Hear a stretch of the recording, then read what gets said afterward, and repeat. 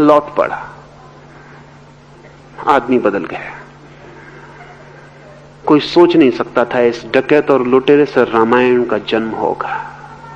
लौट गया, बिल्कुल बात ही खत्म हो गई। वो जिस साधु से उसको संदेश मिला था वो साधु तो पीछे पड़ गया होगा, वाल्मीकि और भी आगे निकल गया। क्या हुआ? एक दुर्घटना, एक ऐसा धक्का जिसमें सारा मकान जिस बुनियाद पर खड़ा था वो ढह गया। कभी ऐसा कन्वर्शन, इसी को मैं कन्वर्शन कहता हूं। हिंदू मुसलमान हो जाए इसको मैं कन्वर्शन नहीं कहता, ये निपट ना समझी। ईसाई हिंदू हो जाए ये पागलपन है,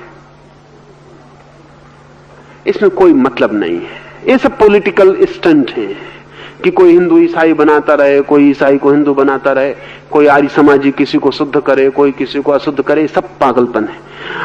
एक ही कन्वर्शन है और वो कन्वर्शन है संसार से चित्त हट जाए और परमात्मा की तरफ चला जाए।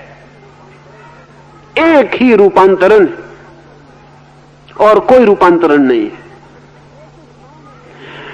ऐसे क्षणों में कभी होता है कि बहिर्मुखी एकदम अंतर्मुखी हो जाता है, लेकिन यह कभी कभी होता है, मुश्किल से होता है।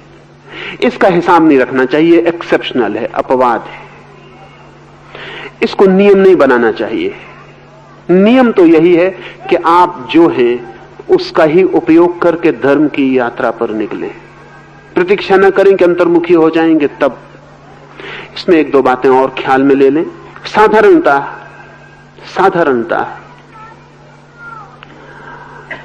आदमी बीच में होते हैं, न पूरे अंतर्मुखी होते न पूरे बहिर्मुखी होते, मीडियोकर होते। इनकी बड़ी तकलीफ होती है। इनकी जिंदगी में सब कुछ कुनकुना ल्यूक वार्म होता है, न तो इतना उबलता कि भाप बन जाए, न इतना ठंडा होता कि बर्फ बन जाए, बस कुनकुना रहता है।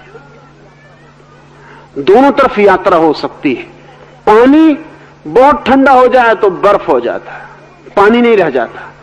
उबल जाए, भाप बन जाता, फिर पानी नहीं रह जाता।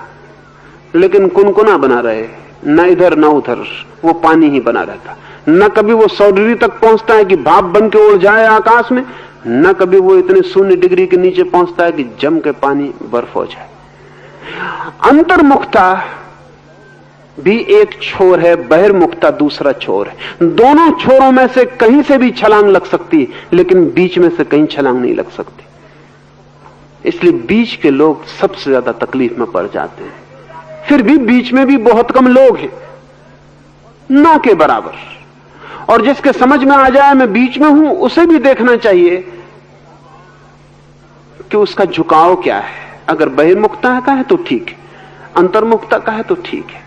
और अपनी नियति और अपने व्यक्तित्व को, अपने साइकोलॉजिकल टाइप को ठीक से समझकर उसके अनुकूल साधना पद्धति को चुन लेना चाहिए। यहां कृष्ण 2 की बात कर रहे हैं, कर्म संन्यास और कर्म त्याग। 2 में से कोई भी एक चुन लेना चाहिए।